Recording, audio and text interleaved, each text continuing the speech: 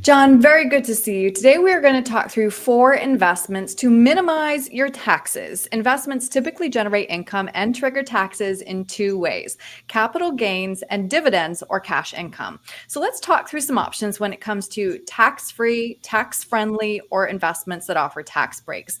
Number 1, we have what a lot of people are familiar with: municipal bonds. Unlike conventional bonds where interest income is taxed at your ordinary income rate, muni bonds offer tax-free income at the federal level.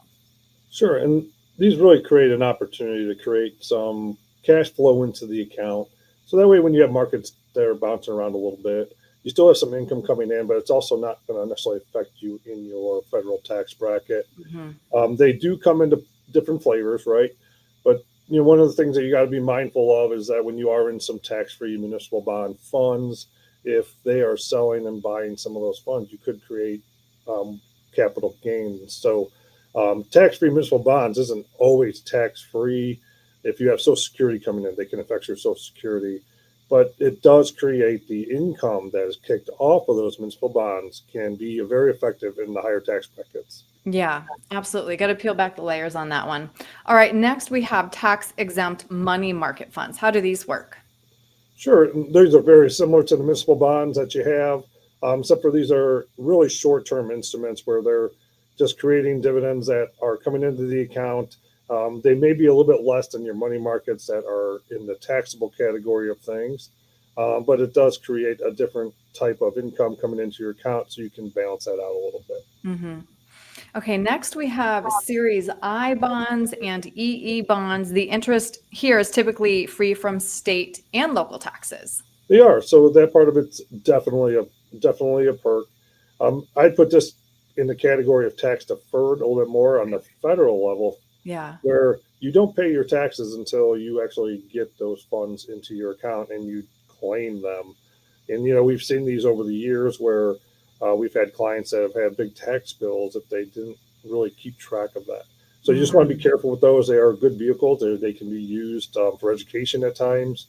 So there's a lot of different things that they can be used for, but they are again another vehicle you can use to diversify how your taxation is on your personal income taxes. Mhm. And next we have non-qualified annuities. Sure, and this is another one of those pieces where there's never a perfect fit. So you're looking at all these vehicles, and really you want to have a spread of all these, really. But what non-qualified annuities do is they create a tax-deferred vehicle where you never have to draw that money out. The government's not sitting there telling you to take it out. You take it out when you want to, and what it really does is allow you to pick those windows of your taxation where it fits for you to draw out of those accounts. And it's a really Mhm. good way to supplement perhaps your income when you go into retire Yeah. or in different things like that. hmm And of course, when it comes to tax advantaged accounts, a Roth IRA can often provide bigger tax savings than chasing all of these tax-free investments. Sure, trying to tie all these together, even for the best CPAs and financial advisors out there, is really a tough situation because it Right. changes year to year, and they don't structure these different tax vehicles in a way that everybody can get everything tax free, right? Of So course. you really have to be mindful of what you're doing. You have to know your situation, and really what you're trying to do is when you need money or you need income, how you draw from these in the most Mhm. efficient manner you can, and then you just manage it and kind of go from there. There's no silver bullet, is what it comes down to. Right, absolutely. No cookie cutter answer here, but at least there are options that you may or may not be considering. So, John, I know, again, you specialize in this. So, if somebody would like to sit down with you and talk this through a little bit more, what's the best way to reach you? Yeah, give us a call 440-471-4300. And really, we just kind of get an idea of where you're sitting, and again, what it looks like today might look totally different from 5 years from now.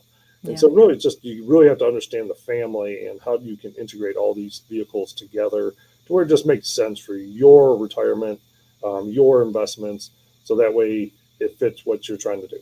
Absolutely. John, thank you. Take care.